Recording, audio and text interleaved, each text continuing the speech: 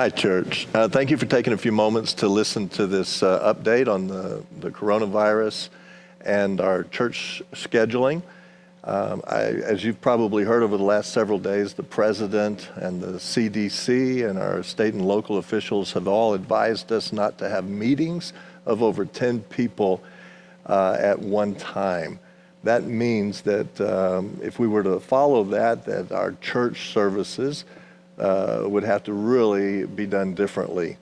And that presents a pretty good problem. I've had some sleepless nights trying to figure this out. Our staff has talked for hours. We've prayed. We've discussed it. We've come to some conclusions here. But I want you to know, I had a phone call even today from the county, and it's expected that this will become a directive instead of just a suggestion. And it will be mandated that this no more than 10 people at a gathering happens for a couple weeks, 2 to 4 weeks, and then reassess. And so that's basically what we're wanting to do, to be faithful, to follow our governmental leaders, both Republican and Democrat, and also to consider the health of our own church members.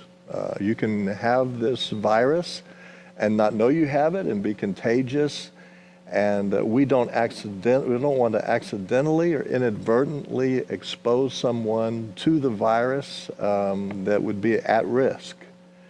And so we have an obligation as a church to both be the church, proclaim the gospel, teach, disciple, communicate with each other, love each other. We also have an obligation to protect each other when that's possible.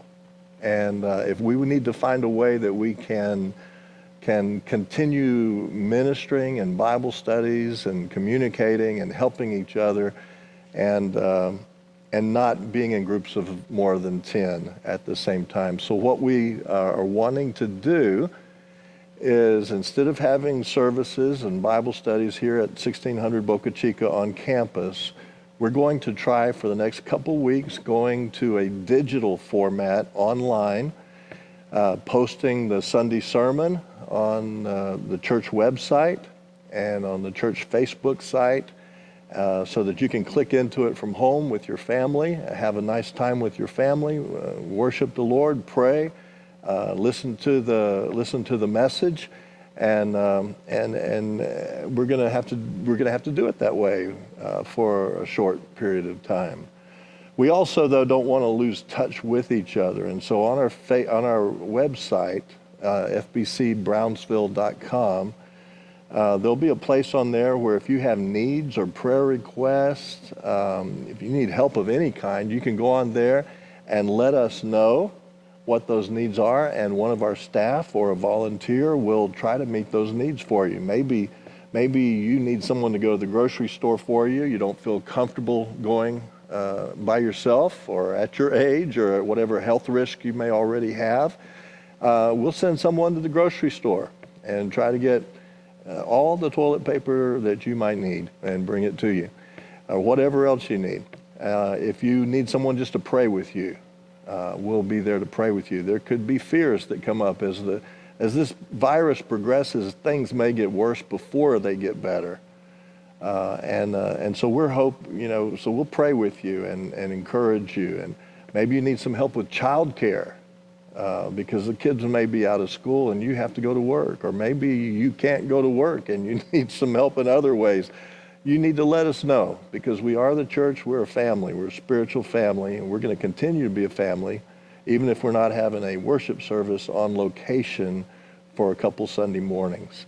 And so we're going to also have additional podcasts for every day with our focus on God through the New Testament chapter readings each day. The podcasts will coincide with what we're reading, so we can all continue reading the same thing and being together in that way as well. I encourage you to call your church member family and say, hey, how are you doing? Check on folks, see if they need help. And go through the website, or just do it yourself and see how you can minister to someone, even your neighbors in the community. Check on them and see how you can help them, there's a good chance they'll be astonished that you would care enough to do that, and you can use that as an opportunity to share the gospel and the hope that you have in your heart because of Jesus. And so I want to ask you to do a few things here. One, I want you to pray for patience. I know that's a scary prayer, but pray for patience for your church staff. It's difficult making some of these decisions. They're not decisions we would want to make. They're only temporary emergency decisions. It's not what's going to be the norm for our church life. But pray for patience. Patience with us, patience with your employers, patience with your children, patience all around, because these are trying times globally, and we're going to need to exercise that patience. Secondly, communicate with each other, communicate with us online. Check your Facebook every day, check the website every day, check your emails every day, see about church communications there. And thirdly, pray. Ask God to work this for good.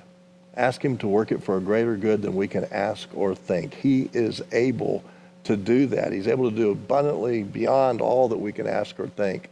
And he will, if we pray and we have faith and we don't gripe and grumble and complain, and we believe that he's going to do good. We want to see the goodness of the Lord in the land of the living, and if we believe and trust in him, he will do things that are beyond what we could imagine.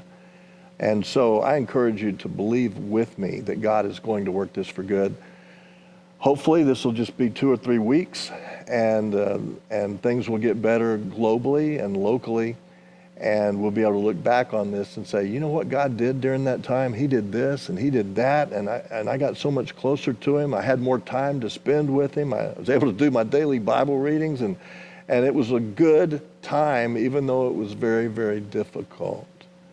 So pray and ask God for physical health for your friends, and globally ask God for spiritual help and health for your friends and everyone globally, that he would use this to expand the kingdom in some way, form, or fashion, even ways we can't comprehend right now.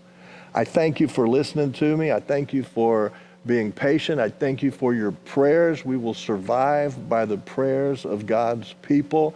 Keep praying and keep tuning into the Facebook and the website of the church. God bless you, and have a good week.